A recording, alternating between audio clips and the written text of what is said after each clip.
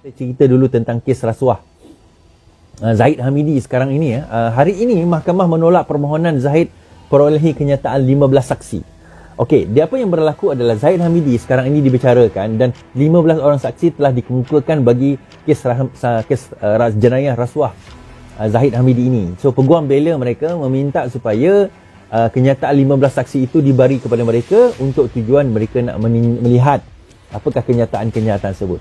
Namun hari ini Mahkamah Tinggi di Kuala Lumpur menolak permohonan bekas Timbalan Perdana Menteri Datuk Seri Ahmad Zahid Hamidi untuk mendapatkan rakaman kenyataan 15 saksi daripada Suruhanjaya Pencegah Rasuah dalam kes Kalis Rasuah beliau membabitkan dana Yayasan Akal Budi.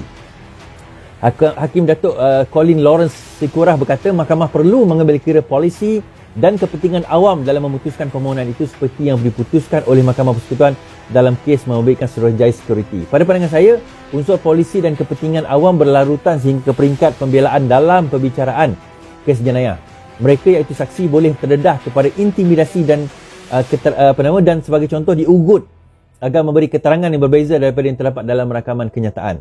Tindakan membalas dendam mungkin diambil terhadap pendedahan yang dibuat dalam kenyataan terbabit dan perkara ini bukan sesuatu yang tidak berasas. Saksi berpotensi akan menjadi keberatan untuk tampil memberi kenyataan dan keterangan kerana kerahsiaan adalah tidak terjamin sekaligus menyebabkan berlaku gangguan dalam pentadbiran keadilan. Dia macam ni tuan-tuan.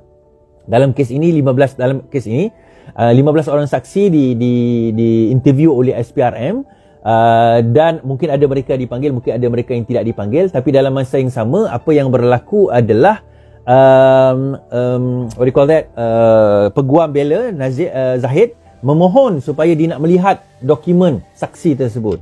Namun mahkamah menolak dokumen itu didedahkan kerana takut pendedahan siapa mereka, apa yang mereka nyatakan dan mungkin berlaku intimidasi atau urutan terutama dalam kes high profile sebegini dan dalam kes melibatkan orang-orang besar sebegini.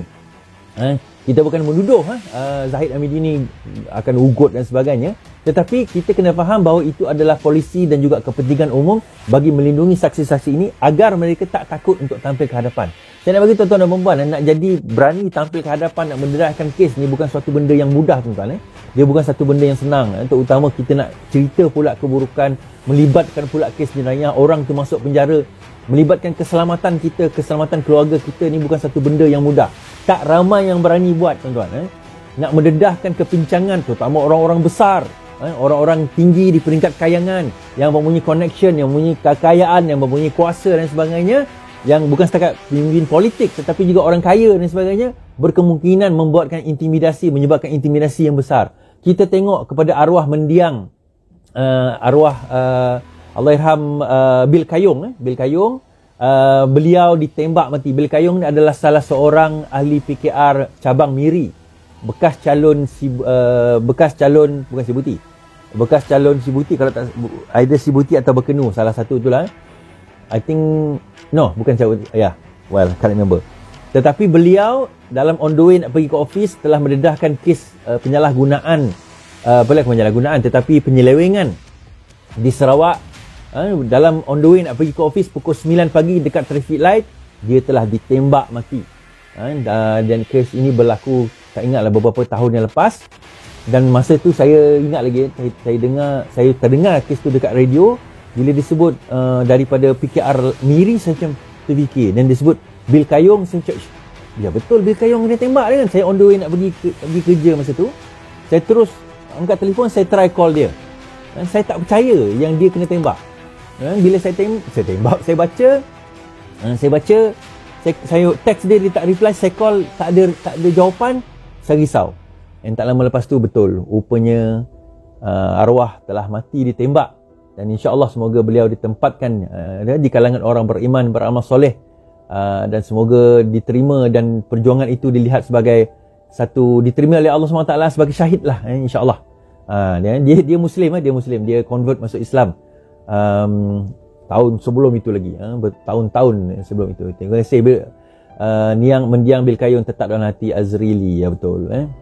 Semoga beliau ditempatkan di kalangan orang beriman dan beramal soleh, dan semoga amalannya mempertahankan memperjuangkan rakyat dan menentang kebejatan itu menjadi titik tolak sebab beliau ditempatkan di kalangan orang beriman beramal soleh, ditempatkan di syurga, insya-Allah. Itu antara perkara Tapi point saya balik kepada cerita tadi, ini pendedahan, ini merupakan possibility, kebarangkalian, kemungkinan yang mungkin dihadapi oleh mereka yang berjuang dengan rakyat. Ini kebarangkalian yang bila kita nak berjuang untuk membela rakyat, akan ada intimidasi terhadap kita. Sebab itu tuan-tuan, bagi saya perkara paling susah bukannya memenangi pilihan raya. Perkara paling susah adalah mengekalkan kemenangan, kerana kita lepas itu bukan nak bertentang lagi dengan ahli parti politik tuan-tuan, tetapi kita nak kena bertentang, kita kena menentang, kita kena merempuh, kita kena berjuang untuk nak apa orang kata, menentang oligarki, orang-orang kaya disebabkan oleh mereka selama ini menipu, merasuah dan sebagainya. Yang ni penentangan yang hebat, yang sebenar yang akan berlaku dalam negara kita.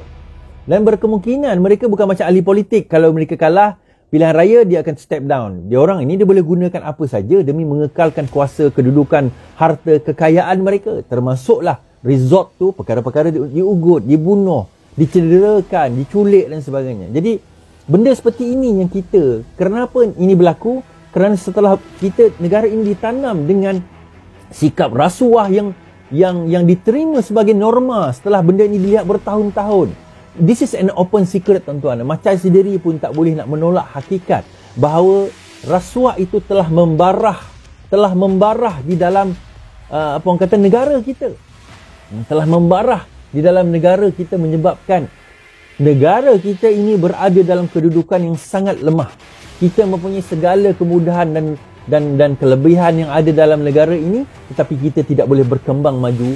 Kerana apa? Kerana negara kita masih lagi berada dalam kancah, dalam keadaan kita menerima dan melihat rasuah dan perasuah itu sebagai norma dan sebagai orang biasa. Alah, tak apalah, dia menteri mestilah dia kaya. Alah, tak apalah, dia macam tu, dia macam ni. Itu dah yang berlaku dalam negara kita.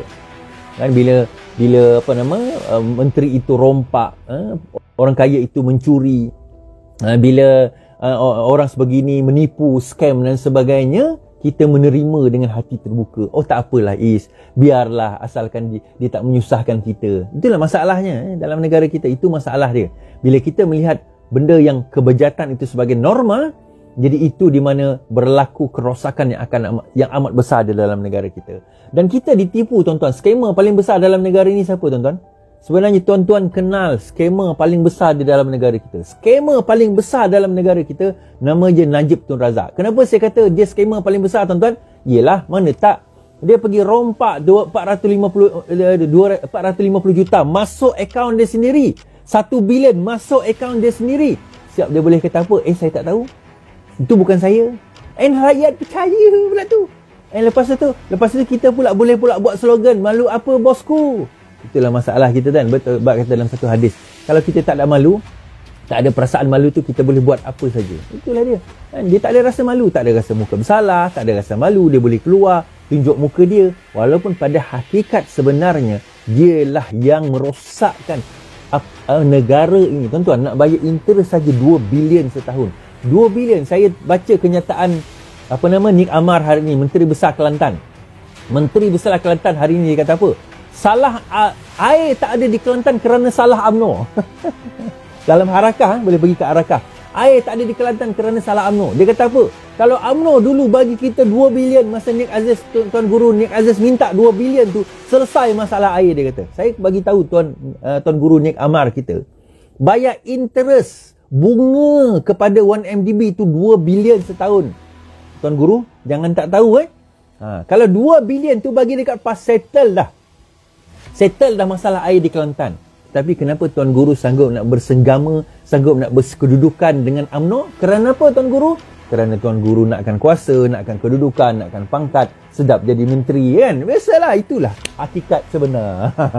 Jadi itu yang perkara yang kita nak bagi tahu tuan-tuan. Kenapa Zahid sekarang ini, saya cakap semalam, bahawa dia di antara orang yang mereka yang akan dihadapkan ke mahkamah dan akan didapati bersalah sebelum bulan Ogos ini. Sebelum Perhimpunan Agung UMNO dan pemilihan parti ini, dia akan didapati bersalah, benda tu akan dipercepatkan dan akan dipastikan bahawa dia tidak boleh bertanding presiden lagi.